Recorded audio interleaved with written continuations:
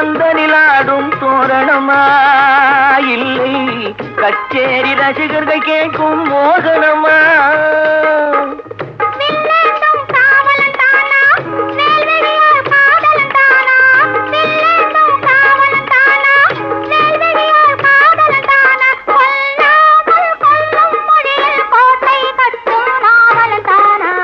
பேசுவது கிளியா இல்லை பெண்ணரசி மொழியா?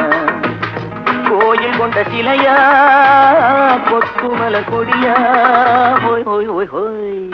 பாடுவது கவியா இல்லை பாரிவளை வதனா?